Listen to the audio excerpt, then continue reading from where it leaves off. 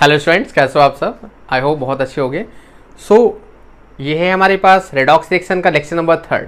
इससे पहले जो दूसरा लेक्चर था हमारे पास, उसमें हमने क्या पढ़ा हुआ था? How to find oxidation number. पूरा डिटेल में पढ़ा हुआ था।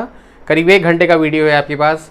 सारे उसमें आपके पास कॉम्पिटिशन क्वेश्चंस भी हैं, बोर्ड क्वेश्चंस भी हैं, क्या क्या एक्सेप्शंस हैं, क्या क्या लिमिटेशंस हैं, कैसे हम स्ट्रक्चर के थ्रू फाइंड आउट करते हैं, कैसे रूल्स के थ्रू फाइंड आउट करते हैं, सारा प्रॉपर आपका उसमें मेंशन किया गया है। तो यदि आपने वो वीडियो नहीं देखा हुआ है तो पहले देख लीजिएगा, क्योंकि आज का जो लेक्चर है वो उसी पे बेस्ड है। क्योंकि आपको शायद याद हो, हमने आपको बताया था कि किसी भी रेडॉक्स रिएक्शन को 6 तरीके से आइडेंटिफाई किया जा सकता है। प्रीवियस 5 जो आपके पास वेज है वो हम पढ़ चुके हैं पहले और दूसरे लेक्चर में।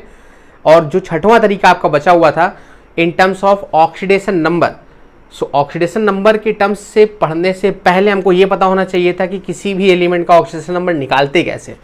सो दैट इज द रीजन कि सेकेंड लेक्चर जो था आपका डेडिकेटेड था how to find oxidation number. सारे वेज क्लियर किए गए हैं। अब जब हमारे पास हमको ये पता चल गया है कि how to find oxidation number, तब हम पढ़ेंगे रेडॉक्स रिएक्शन आइडेंटिफाई करने का way number 6, that is on the basis of oxidation number. How we can just identify कि रेडॉक्स रिएक्शन में किसका ऑक्सीडेशन और किसका रिडक्शन। क्लियर? सो स्टार्ट करते हैं आज का lecture. 6 number type, redox reaction in terms of oxidation number. So ये बहुत सिंपल सा है हमारे पास। ऑक्सीडेशन नंबर के बिहाफ पे यदि हमको आइडेंटिफाई करना है कि ये रिएक्शन में किसका ऑक्सीडेशन हो रहा है और किसका रिडक्शन हो रहा है, बात समझ में आ रही है? तो यहां से देख लीजिएगा हमारे पास, यदि किसी रेडॉक्स रिएक्शन में इंक्रीज हो रहा है इन ऑक्सीडेशन नंबर, तो हम कह सकते हैं कि उसका क्या हो रहा है हमारे पास? ऑक्सीडेशन। और यदि किसी भी आपके पास एलिमेंट का ऑक्सीडेशन नंबर में डिक्रीज हो रहा है तो हम कह सकते हैं कि उसका क्या हो रहा है हमारे पास? रिडक्शन। बहुत सिंपल सा है, कोई प्रॉब्लम नहीं है। बट इसके कुछ एग्जांपल्स करेंगे, कुछ अच्छे एग्जांपल्स भी करेंगे, तब थोड़ा सा आपको लगेगा कि हाँ यहाँ पर हमको समझना था। क्लियर? सो देखते हैं, पहला बहुत छोटा सा एग्जांपल हमारे पास लेते हैं। फर्स्ट नंबर पे लिखा हुआ हमारे पास 2Na प्लस Cl2 और एरो में आ गया आपके पास 2NaCl। बहुत सिंपल सा हमारे पास। तो आपको करना क्या होता है कि ये पूरी एक रिएक्शन लिखी हुई है आपके पास, जहाँ पर रिएक्टेंट है और प्रोडक्ट है। अब आपको करना क्या है? Atom by atom oxidation state निकाल करके उनके ऊपर रखनी है। बात समझ में आ रही क्या? पर एटम, सारे एटम्स का नहीं, पर एटम। कहने का मतलब अभी देखिएगा, आपको खुद ही समझ में आ जाएगा। जैसे यहाँ पे लिखा हुआ है Na, तो आप ये छोड़ दो, 2 से मतलब नहीं आपको। You have to just ignore stoichiometry. क्या मल्टीप्लाई कराया गया बैलेंस कराने के लिए? Doesn't matter. मैटर ये है कि जो एलिमेंट है वो आपका किसी के साथ कंबाइन है या एलिमेंटल फॉर्म है, किस में? सो Na है। और हमने प्रीवियस वीडियो में पढ़ा हुआ है कि जब कोई भी मेटल अकेले होती है, जब किसी के साथ कंबाइन नहीं होती है, देन यस ऑक्सीजन स्टेट 0 होता है, क्योंकि ये एलिमेंटल फॉर्म में। तो ऑक्सीजन स्टेट इसी के ऊपर आपने लिख दिया 0। कोई प्रॉब्लम? कोई प्रॉब्लम नहीं। Cl2 हमने बताया था हैलोजन गैस है आपका, फ्लोरीन, क्लोरीन, ब्रोमीन, आयोडीन, और एलिमेंटल फॉर्म में है क्योंकि गैसेस डायटोमिक थी प्रीवियस वीडियो में। तो आप देख सकते हो कि Cl2 एलिमेंटल फॉर्म में है, इसका भी ऑक्सीजन स्टेट क्या हो गया? 0। कोई प्रॉब्लम? No problem. यहाँ पर देखो, यहाँ पर Na कंबाइन हो गया किसी के साथ, तो अब तो एलिमेंटल फॉर्म में रहा नहीं। और जब ये एलिमेंटल फॉर्म में नहीं रहा तो आपको पता है कि सोडियम सिर्फ और सिर्फ 1 इलेक्ट्रॉन लूज करता है और क्लोरीन 1 गेन करता है। तो जब ये लूज कर रहा है तो Na पे क्या आ जाएगा? +1 और इस पर क्या हो जाएगा? -1। क्लियर? कोई प्रॉब्लम? तो आपको ये करना है पहला स्टेप कि सबका ऑक्सीजन स्टेट पर एटम। अब ये पर एटम का आपको वर्ड कंफ्यूजिंग लग रहा होगा कि सर इसका क्या मतलब है, तो धीरे धीरे आप एग्जांपल्स करते हो आपको खुद ही समझ में आ जाएगा कि what is the concept of पर एटम। तो आप देखो, सोडियम 0 से किस में जा रहा है? +1 में। तो ये 0 से +1 इंक्रीज कर रहा है, तो मतलब आपके पास इसका क्या हो रहा है? ऑक्सीडेशन। कोई प्रॉब्लम? ऐसे जो क्लोरीन है, अब क्लोरीन देखो, अब 0 से किस में जा रहा है? -1। -1 का मतलब डिक्रीज कर रहा है, तो हम कह सकते हैं इसका क्या हमारे पास? रिडक्शन। क्लियर? अब यदि बोला जाए कि what is oxidising substance? Na। और जो ऑक्सीडाइजिंग सब्सटेंस होता है वही रिड्यूसिंग एजेंट होता है। ये तो हमने पहले लेक्चर में पढ़ा था। जो आपके पास रिड्यूसिंग सब्सटेंस होता है वही आपका ऑक्सीडाइजिंग एजेंट होता है। तो कितना ही था हमारे पास?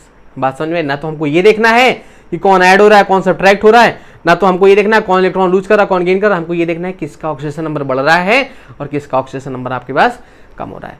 क्लियर। तो जैसे जैसे आपके पास लेवल बढ़ता जाता है वैसे वैसे चीज़ें ईजी होती जाती हैं, तरीके शॉर्ट होते जाते हैं। क्लियर। सो और अच्छा सा एग्जांपल करते हैं इसका हमारे पास।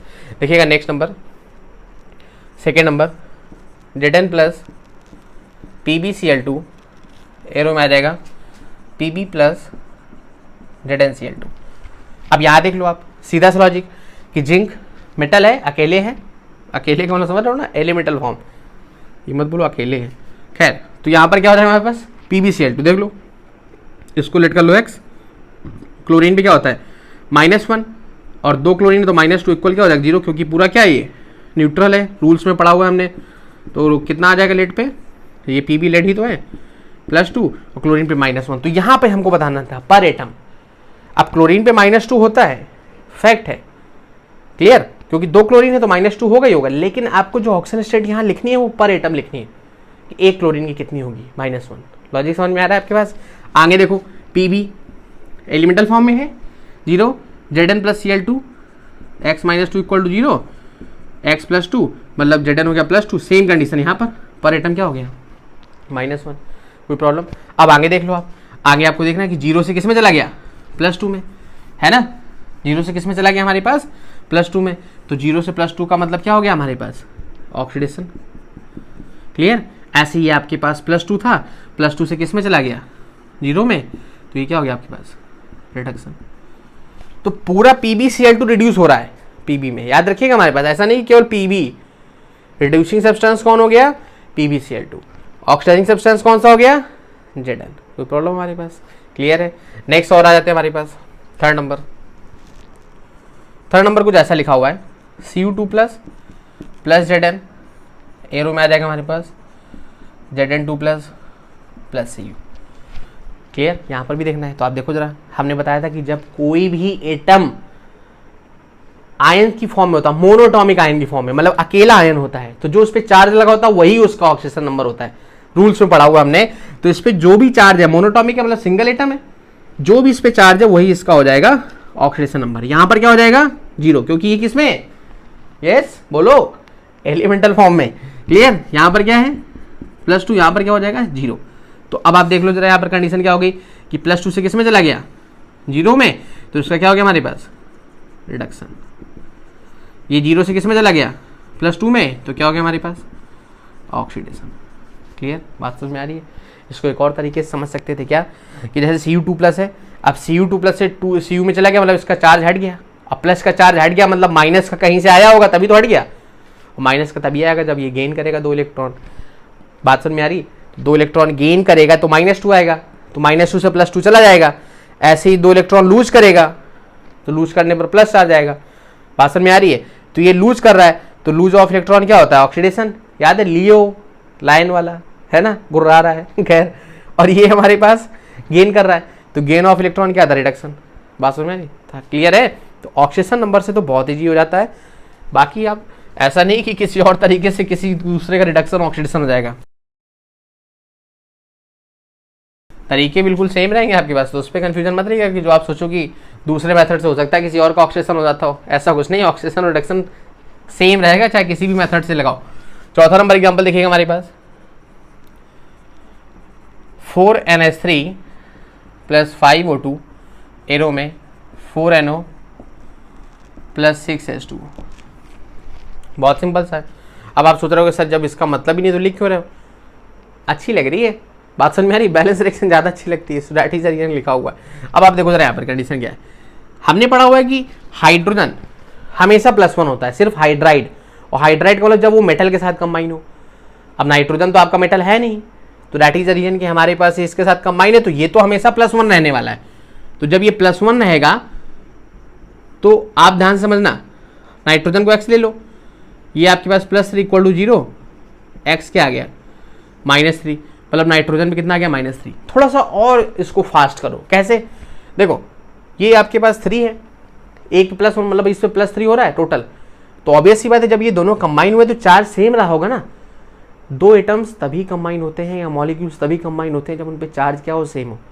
तो यदि आपके पास ये +3 है तो ऑटोमेटिकली आपको याद आना चाहिए यहाँ पर -3, लेकिन यहाँ +3 नहीं लिखना आपको, पर एटम। बात समझ में आ रही है। तो पर एटम का मतलब ये है कि 3 एटम्स पे +3 है ना, तो एक एटम पे क्या होगा, +1। बात समझ में आ रही है? बहुत इंपॉर्टेंट कॉन्सेप्ट है यहाँ पर। O2 तो पता ही है। बोलो सर ये तो हमको पता है एलिमेंटल फॉर्म है, हमको ना बताओ। ओके नहीं बता रहे भाई, क्लियर। यहाँ पर देख लो आप सेम कंडीशन कि ऑक्सीजन जब परऑक्साइड के केस में होता है, सुपर ऑक्साइड के केस में होता है, फ्लोराइड के केस में होता है तब चेंज होता है, वरना हमेशा क्या रहता है -2। मतलब भैया ये तो -2 रहने वाला है, इस पर कुछ नहीं कर सकते। तो जब ये -2 है तो आंख मूंद करके इसको +2 कर दो। बात समझ में आ रही है? अभी तो बताया हमने, एक चार्ज सेम होगा, यहाँ पर आपका वाटर में +1 -2, कोई दिक्कत नहीं। अब आप देख लो जरा, यहाँ पर -3 से किस में चला गया, +2 में। अब जब ये -3 से +2 में चला गया तो सीधा सा लॉजिक है हमारे पास, यहाँ से क्या हो गया आपके पास, -3 से +2 इंक्रीज हो गया, तो मतलब इसका क्या हो गया हमारे पास, ऑक्सीडेशन। क्लियर? बात समझ में आ रही है? अब देखो O2 के सामने, O2 0 है, 0 से -2 में चला गया, -2 में चला गया। तो देखो जब ये सब्सटेंस ऑलरेडी आ चुका है इसमें, तो इसको फिर आप काउंट ना भी करो तो भी कोई प्रॉब्लम नहीं। कहने का मतलब कि हम O2 को ले जाए किसके साथ, H2O के साथ। बात समझ में आ रही है? तो 0 से -2 में चला गया, मतलब डिक्रीज हो गया ऑक्सीजन नंबर, और डिक्रीज का मतलब क्या हो गया, रिडक्शन। क्लियर? या फिर ये भी देख लो, यहाँ पर ऑक्सीजन अकेला था, वहां पर हाइड्रोजन ऐड हो गया, तो हाइड्रोजन का एडिशन भी क्या होता है, रिडक्शन। क्लियर है? कोई प्रॉब्लम? बोलो सर बड़ी छोटी छोटी करा रहे हो, थोड़ा बड़ी सी कराओ। ओके लो भैया आपकी मान लेते हैं, +3H2SO4 +5 Na2SO3, एरो में आपके पास K2SO4 +2 MnSO4 +5 Na2SO4 to the whole twice, या Na2SO4 +3H2। क्लियर? अब ये रिएक्शन लिखी हुई है। बोले सर बहुत बड़ी नहीं कर दी आपने। खैर बड़ी है तो क्या हुआ, बात समझ में आ रही है? एक और इंपॉर्टेंट चीज, बड़ी है तो क्या हुआ, केवल 2 ही सब्सटेंस ऐसे होंगे, 2 ही एलिमेंट जिनका ऑक्सीजन नंबर कम ज़्यादा हो रहा होगा। सबसे खास बात रेडॉक्स रिएक्शन की यही होती है, केवल 2 एलिमेंट ऐसे होंगे, 2 रिएक्टेंट साइड और 2 प्रोडक्ट साइड में, कि एक का इंक्रीज हो रहा होगा और एक का डिक्रीज हो रहा होगा। यदि ये रेडॉक्स रिएक्शन है तो, नहीं है तो कुछ प्रॉब्लम नहीं। असल में चेक कर लेते हैं जरा क्या कंडीशन हो रही है। अब इसमें बहुत ज़्यादा ऑलमोस्ट ब्लैक हो गया, थोड़ा ब्लू से कर लेते हैं। देखिए देखो यहाँ पर बहुत सिंपल सा हमने बताया आपको, पोटेशियम पे देखो हम क्या कह रहे हैं आपको, स्प्लिट वाली पॉलिसी रखोगे तो आपको ऑक्सीजन नंबर ज़्यादा निकालने की जरूरत पड़ेगी नहीं, तुरंत होता चला जाएगा। ये कौन सी पॉलिसी है, ऑक्सीजन नंबर में बताया हुआ, नहीं बताया हुआ तो एक बार फिर से देख लो। देखो पोटेशियम मेटल है, ये तो पता है तुमको, तो हमेशा इस पर चार्ज फिक्स रहेगा, और पोटेशियम पे चार्ज कितना होता है, +1। तो जब पोटेशियम पे +1 है तो इस पूरे MnO4 पे कितना हो जाएगा, -1, क्योंकि हमने पढ़ा भी हुआ, वैसे भी आप जानते होगे कि ये पर मैग्नेट है, पोटेशियम पर मैग्नेट है ना ये, तो ये पर मैग्नेट आयन है ना। अब यहाँ पर देखो Mn पे निकालना है, Mn को x लेट कर लो, ऑक्सीजन पे होता है -2, 4 एटम्स है तो -8, और इक्वल कर दो चार्ज के, तो x कितना आ गया, +7, तो यहाँ रख दिया +7। ऑक्सीजन पे तो आपको पता ही है पर एटम -2। यहाँ पर देख लो हाइड्रोजन पे +1। क्लियर? अब सेम कंडीशन यहाँ पर भी कि भाई देखो H2 पे चार्ज कितना है, एक H पे +1 होता है, तो 2 पे +2 हो गया, तो SO4 पे कितना होगा, -2। देख लो यहाँ पर, है ना। इसको S को ले लो x, ऑक्सीजन को ले लो -2, तो 4 टाइम्स -8 इक्वल टू 2, तो x क्या आ गया, +6। ये हो गया आपके पास -2।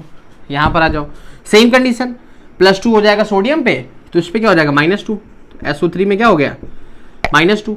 अब S को ले लो x, -6 इक्वल टू -2, तो x क्या आ गया, +4। तो ये हो गया सल्फर यहाँ पर +4, ऑक्सीजन -2 और सोडियम +1। कोई प्रॉब्लम यहाँ पर? देखो ऑक्सीजन नंबर तो सबका निकालना पड़ेगा, उसका कोई मेथड नहीं है। यहाँ पर देख लो आप, पोटेशियम +1, यहाँ पर SO4 2-, अभी हमने निकाला था SO4 2- में सल्फर आया था +6, ऑक्सीजन -2, पर एटम लिखना याद रखिएगा। यहाँ देख लो जरा, अब देखो SO4 है तो हमने ये तो पढ़ा हुआ है, SO4 पे क्या होता है, 2-, Mn पे कितना हो जाएगा, ऑब्वियस सी बात है 2+। कोई प्रॉब्लम? ऐसे क्वेश्चन को करना, हम वही चीज बता रहे हैं आपको, स्प्लिट पॉलिसी बहुत इंपॉर्टेंट। SO4 हमको पता पड़ा है सल्फेट आयन होता है, इस पे -2 होगा तो ऑब्वियस सी बात है इस पे निकालने की जरूरत ही नहीं। क्यों नहीं निकालने की, देखो और दिक्कत हो सकती है, Mn पे निकालना है। अब सल्फर पे आपको क्या कंफर्म है क्या +6 होता है, अब ये भी तो आप देख के गए +4 होता है, बात समझ में आ रही। तो हमें कंफर्म नहीं है कि SO4 में S जो सल्फर है वो आपका पूरे कंपाउंड में 6 होगा, तो हम इसको क्यों कंफर्म माने, लेकिन हमको ये तो कंफर्म पता है कि SO4 पे -2 होता है, बात समझ में आ रही है। तो इसलिए हम कह रहे हैं कि यदि स्प्लिट पॉलिसी आप फॉलो करोगे तो गलत होने के चांसेस कम है ना। तो ये आपके पास -2 होता है, ये +2 हो जाएगा, और उसी के बिहाफ पे हमने देखा हुआ है कि SO4 जब -2 होता है तो सल्फर उसमें क्या होता है +6, और ऑक्सीजन पर एटम हो जाएगा -2। अब यहाँ वाले में देख लो आप इसमें, तो यहाँ पर क्या कंडीशन हो जाएगी सेम, कि सोडियम पे कितना हो जाएगा +2, तो इस पर हो जाएगा -2, तो मतलब ये तो कंफर्म हो गया कि ये +6 हो जाएगा, क्योंकि हमने पढ़ा हुआ है कि SO4 -2 में सल्फर कितना होता है +6, H2 में तो आपको पता ही है +1 -2।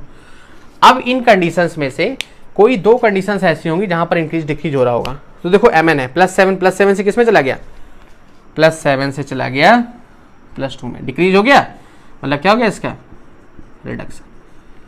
अब यहां पर देख लो H2SO4 में +6 है सल्फर, यहां पर आपका +4 है, और वहां पर कितना है हमारे पास +6, 2 जगह आ रहा है। तो अब आपके माइंड में आएगा कि भाई H2SO4 को ले जाए हम उधर पे या इसको ले जाए वहां पर। तो अब इस कंडीशन में हम क्या करते हैं, जहां से most number of atoms match कर रहे होते हैं। तो अब आप देखो हाइड्रोजन सल्फर ऑक्सीजन, यहां पर क्या है सोडियम सल्फर ऑक्सीजन, तो 2 मैच कर रहे हैं सिर्फ हमारे पास, और यहां पर देखो सोडियम सल्फर ऑक्सीजन तीनों मैच कर रहे हैं। तो मतलब हम इस एटम का +4 जो है इस एटम के साथ ले जाएंगे, बात समझ में आ रही है, ये चीज आपको समझ में आ गई। अब आप बोलो सर यहाँ पे तो +6 था, वहां भी +6 था, तो हम ले ही क्यों जाते, हम पागल लोग हैं क्या। तो यही चीज तो आपको याद रखनी है। यहां पर ऐसी सिचुएशन फंस गई, कभी कभी तो ऐसी सिचुएशंस आएंगी कि यहां पर दोनों जगह +4 होगा, और वहां पर भी आपके पास सल्फर 2 जगह होगा, तो वहां पर चूज करना पड़ेगा कि किस केस में ज्यादा एटम्स उस वाले सब्सटेंस से मैच कर रहे हैं, और जिसमें ज्यादा एटम्स मैच कर रहे होंगे उसी सब्सटेंस का उस सब्सटेंस के साथ आप मैचअप करोगे, बात समझ में आ रही है। टिक मार करके रख लेना, बहुत यूज होगा इसका हमारे पास। तो यहां से आप देख रहे हो कि सल्फर +4 था, +6 हो गया, इंक्रीज हो गया, तो मतलब हम कह सकते हैं कि भाई इसका ऑक्सीडेशन हो गया। बोले सर हमको समझ में आ गया, पूरा आ गया, ओके नोट करो जरा, टेस्ट लेते हैं आपका एक और करते हैं।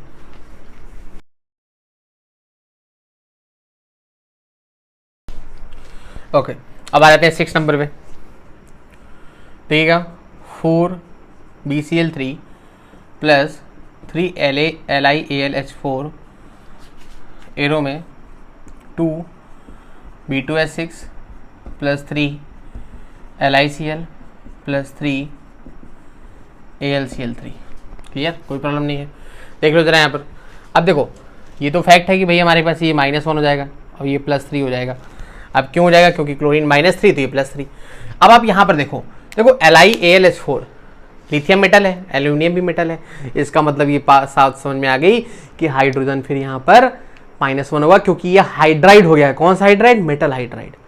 और यदि मान लो नहीं भी याद है, भूल भी गए, तो देखो जरा क्या करना है, लिथियम मेटल है +1 होगा, इस पे +3 होगा, 4x = 0, तो 4x हो जाएगा 4 -4x क्या आ जाएगा -1। अब बोलो सर ये +1 +3 कहाँ आ गया, बोले इतनी छोटी क्वेश्चन मतलब वो तो देखो 11th में आ गया। अब देखो फिर से बता दे रहे हैं, Li क्या होता है 3 होता है एटॉमिक नंबर 2,1, इसमें क्या होता है 2,8,3, बात समझ में आ रही है। तो इसलिए वैलेंसी है ये, इनकी लॉजिक समझ में आ रहा है। ये आपका ऑक्टेट कंप्लीट करेगा या डुप्लेट करेगा। खैर अब देखो जरा आप यहाँ पर, तो अब यदि आपको याद होता कि हाइड्राइड है तो आप डायरेक्ट इसको -1 कर देते, ये तो +3 था ही था, ये +1 था। तो कंपटीशन में ये सब नहीं किया जाता, केवल ये याद रखे जाते हैं। स्प्लिट याद रखो, रूल्स याद रखो, तुरंत MCQ टिक करो, बात समझ में। हालांकि थोड़ा और देखना पड़ता है, ऐसा नहीं तुरंत टिक कर दो। अब यहाँ देख लो B2S6 में बोरॉन को x मान लिया, तो 2 टाइम्स है तो 2x + 6 = 0, तो x क्या आ गया -3, तो बोरॉन पे हो गया -3, इस पे हो गया +1, इसमें +1, इस पे आ गया -1, इसमें आ गया +3 -1। कोई प्रॉब्लम नहीं भाई, कर लिया हमने। अब आप देख लो क्या देख लो, आप देखो बोरॉन है, अब +3 से किस में जा रहा है -3 में, डिक्रीज हो रहा है, तो मतलब हम कह सकते हैं इसका क्या हो गया रिडक्शन, है ना। अब हाइड्रोजन -1 है, -1 से किस में जा रहा है +1 में, क्योंकि हाइड्रोजन और किसी के साथ तो है नहीं यहाँ पर, तो मतलब यहाँ से वो इंक्रीज हो गया, तो मतलब क्या हो गया ऑक्सीडेशन। बोलो सर क्या है दोनों का एक ही साथ हो जाएगा, यस हो जाता है, कोई प्रॉब्लम नहीं है। कोई प्रॉब्लम नहीं है हमारे पास। बात समझ में आ रही है? यहाँ तो एक सब्सटेंस का दो के साथ हो जाता है, तो यहाँ तो दो का एक के साथ हो गया, कोई प्रॉब्लम नहीं। लॉजिक समझ में आ रहा है? तो रूल्स हमें याद रखने हैं कि यहाँ पर बोरॉन का डिक्रीज कर गया, हाइड्रोजन का आपका इंक्रीज कर गया। तो ऐसे हम आइडेंटिफाई कर सकते हैं oxidation and reduction on the basis of increase in oxidation number, decrease in oxidation number. Clear? So यहाँ से आपका टाइप्स पूरे जिससे हम आइडेंटिफाई कर सकते थे खत्म हो गए। क्लियर? बात समझ में आ गई? अब हम आते हैं एक नए टॉपिक पे जिसको हम बोलेंगे क्या, stock notation. Clear? Stock notation से पहले थोड़ा सा हम ब्रीफ कर लें कि होता क्या है। कभी आपने माइंड किया क्या? बोलो सर क्या माइंड किया? बता रहे हैं, जैसे लिखा हुआ है Fe2+ है ना, Fe3+। चलो थोड़ा सा और इसको देख लेते हैं। जैसे लिखा हुआ है FeO और लिखा हुआ है Fe2O3। अब आपसे कोई बोले इसका नाम क्या है, इसका नाम क्या है, व्हाट यू विल डू? आप बोलोगे कि भाई इसका नाम हमने पढ़ा हुआ है, इसका नाम हमने पढ़ा हुआ है फेरस ऑक्साइड। क्लियर? और इसका नाम हमने पढ़ा हुआ है फेरिक ऑक्साइड। कभी आपके माइंड में आया कि यार हैं तो दोनों Fe? Clear? Latin name ferrum होता है। अब एक को उसने फेरस कर दिया, एक को उसने फेरिक कर दिया, वाई? अभी भी नहीं आया। चलो थोड़ा सा और देख लेते हैं। लिखा हुआ है Cu2O, फिर लिखा हुआ है आपके पास Cu। अब यहां पर उसने बोल दिया इसको क्यूप्रस ऑक्साइड और इसको बोल दिया उसने क्यूप्रिक ऑक्साइड, और जबकि हैं तो दोनों Cu, हैं दोनों Cu हमारे पास, तो लैटिन नेम तो क्यूप्रम होता है, तो ये क्यूप्रस क्यूप्रिक कहां से आ गया? सोचने वाली बात समझ में आ रही है? तो ये था ओल्ड वे नोटेशन का। ओल्ड वे का मतलब ये हो गया कि ऐसे elements which have to oxidation states, then the lower oxidation state is lower oxidation state contributes us and higher एक as a suffix to the name of metal ion। ये था हमारे पास पुराना सिस्टम जिसको पढ़ते चले आए, अभी तक पढ़ भी रहे हैं अभी तक। क्या कि ऐसे एलिमेंट्स जिसमें दो ऑक्सीजन स्टेट्स आ रही हैं, तो हमने क्या किया कि जो लोअर ऑक्सीजन स्टेट है हमने मेटल का नाम लिखा, जैसे फेरम। अब फेरम का लास्ट का यूएम हटा दिया, क्या ऐड कर दिया अस लोअर वाले में। लोअर का मतलब समझो, फेरस ऑक्साइड, इसमें जो Fe है वो +2 वाला है। कैसे आपको पता है? क्योंकि ऑक्सीजन -2 होता है, तो में क्या हो जाएगा +2। इसमें वैलेंसी इंटरचेंज हो गई, तो 3 इसकी रही होगी, 2 इसकी रही होगी, तो ये +3 हो गया, -2 हो गया। लॉजिक समझ में आ रहा है? अब ये मत बोलो सर ये तो चार्ज अलग है, कंबाइन कैसे हो गए? बहुत कम सोचते। तो देखो यहाँ पर देखो +3 है 2 टाइम से, तो टोटल कितना हो गया +6। यहाँ पर -2 है 3 टाइम से, कितना हो गया -6। चार्ज इक्वल है, गलत नहीं पढ़ाते हम। खैर देखो आगे, तो यहाँ पे कंडीशन क्या होगी? सीधा सा लॉजिक, ये हायर वाला है, हायर वाले में क्या आ जाएगा 1, और लोअर वाले में क्या आ जाएगा बस, कोई प्रॉब्लम नहीं है। बोलो सर तो क्या दिक्कत है? दिक्कत तो अब हो गई जब आपके एलिमेंट्स ऐसे हो गए जिसमें 2 से ज़्यादा ऑक्सीजन स्टेट होने लगी। अब क्या करोगे भाई? 2 थी तो एक लोअर एक हायर, अब 3 में कैसे पता चलेगा हमारे पास? मान लो तुमने लोअर हायर बोल दिया, तो बीच वाले को क्या करोगे? बीच वाला ऐसे ही। क्लियर? एक इंटरेस्टिंग चीज आपको बता दें, Fe में ही आपके पास +2 +3 +4 +5 +6 6 ऑक्सीजन स्टेट्स अकर करती है सिर्फ और सिर्फ Fe में। अब आप सोच लो कि भाई Fe में हमारे पास 6 ऑक्सीजन स्टेट अकर करती हैं, तो भैया यहां पर तो हम सिर्फ 2 के लिए पढ़ रहे हैं, अस और एक, बाकी के लिए क्या? तो जरूरत पड़ी हमें इसकी स्टॉक नोटेशन की। अब बात आती व्हाट इज स्टॉक नोटेशन, तो उसको देख लेते हैं जरा।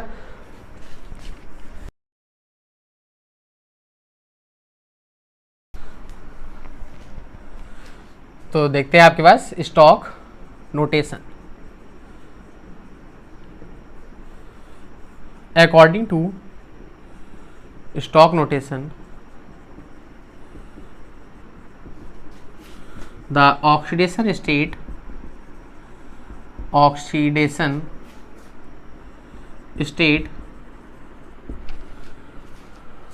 of an element is written as Roman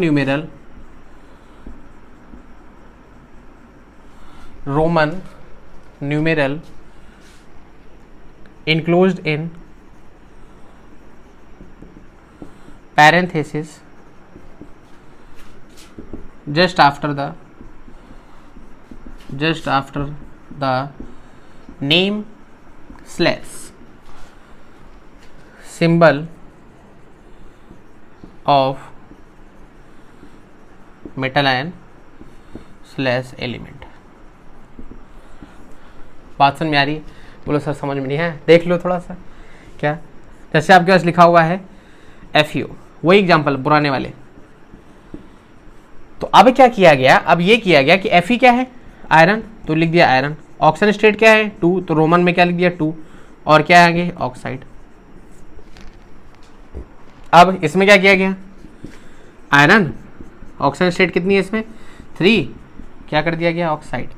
बात समझ में आ रही है? तो वही क्या लिखा हुआ है, according to stock notation the oxidation state of an element is written as Roman numeral, कि जैसे 2 है तो रोमन में उसको 2 लिख दिया इसने। बात समझ में आ रही है? इनक्लोज्ड इन पैरेंथेसिस, पैरेंथेसिस का मतलब होता है, बोलो सर अभी तक तो पता ही नहीं था, स्मॉल ब्रैकेट। बात समझ में आ रही है? पैरेंथेसिस का मतलब क्या होता है, स्मॉल ब्रैकेट जो आप ये बना रहे हो, है ना, just after the name. Name है आपके पास आयरन, इसके बाद हमने आपका ब्रैकेट लगाया, उसमें हमने लिखा रोमन में oxygen state as well as जो आगे लिखा हुआ था। बात समझ में आ रही है हमारे पास? थोड़ा सा और इसको क्लियर कर लेते हैं। तो एग्जांपल हमारे पास लिखे हुए हैं Cr2O3। अब इसमें आप देखो ऑक्सीजन स्टेट क्या है इसकी, सीधा सा लॉजिक +3, यहाँ पर क्या है -2, क्यों, क्योंकि आपके पास वैलेंसी इंटरचेंज हो गई। आप इसी के आगे एक और लिख लो CrO5। ऑक्सीजन स्टेट इसमें कितना है +6, एग्जाम्पल हमने किया था प्रीवियस लेक्चर में, है ना, जहाँ पर 2 बार ऑक्साइड लिंकेज थे। तो आप देखो इसका नाम क्या हो जाएगा, इसका नाम हो जाएगा क्रोमियम, आगे 3rd ऑक्साइड। इसका क्या हो जाएगा हमारे पास, क्रोमियम, आगे 6 ऑक्साइड। बात समझ में आ रही है हमारे पास? क्लियर है? चीजें क्लियर हो रही हैं? आगे देख लो जरा हमारे पास, जैसे हमारे पास सिंपल सा एक और लिखा हुआ है मैग्नीज की फॉर्म में, देख लो Mn2O7, कुछ ऐसा लिखा हुआ हमारे पास। तो अब इसमें मैग्नीज कितना है हमारे पास, +7 है। क्लियर? तो क्या हो जाएगा हमारे पास, मैग्नीज 7 ऑक्साइड। क्लियर? यदि आप ऑलमोस्ट देख लो किसी और का, सल्फेट वाले केसेज में, तो सल्फेट का देख लो Fe2SO4 to the whole thrice, क्या हो जाएगा हमारे पास, सीधा सा आयरन कितना है इसमें 3 है, तो आयरन 3 सल्फेट। बात समझ में आ रही है? तो ऐसा करने से प्रॉब्लम ही सॉल्व हो गई, किसकी, लोअर और हायर वाली। फिर आपके पास जो भी ऑक्सीजन स्टेट आती गई, सीधा सा लॉजिक उसको रोमन नंबर में लिखते गए, पहले मेटल का नाम, फिर रोमन नंबर में ऑक्सीजन स्टेट ब्रैकेट के अंदर, आगे जिसके साथ वो कंबाइन। क्लियर? सो ये था छोटा सा ब्रीफ आपके पास स्टॉक नोटेशन का। यहाँ से आपका 3rd लेक्चर खत्म होता है। नेक्स्ट लेक्चर में हम पढ़ेंगे टाइप्स ऑफ रिएक्शन, जहाँ पर आपको सारे टाइप से पढ़ाया जाएगा कि कैसे रिएक्टेंट कंबाइन होता है, तो क्या फॉर्म होता है, जिसमें सबसे ज़्यादा हेडलाइट होगा हमारे पास किस पे, मेन पॉइंट होगा हमारे पास डिसप्रपोर्शनेशन रिडॉक्स रिएक्शन पे। क्लियर? तो बहुत अच्छे से इसको समझिएगा। आई होप आज का लेक्चर प्रॉपर समझ में आया होगा। कोई प्रॉब्लम हो कमेंट बॉक्स पे उसको आप पूछ सकते हैं। प्रीवियस वीडियो लेक्चर जरूर देखिएगा। नोट्स यदि आपको रिडॉक्स रिएक्शन के चाहिए तो आप एप्लीकेशन आरसी क्लासेस का डाउनलोड कर सकते हैं, डिस्क्रिप्शन में लिंक होगा, वहां पर आपको रिडॉक्स रिएक्शन के नोट्स मिल जाएंगे। Clear? So till then enjoy, be motivated, stay focused.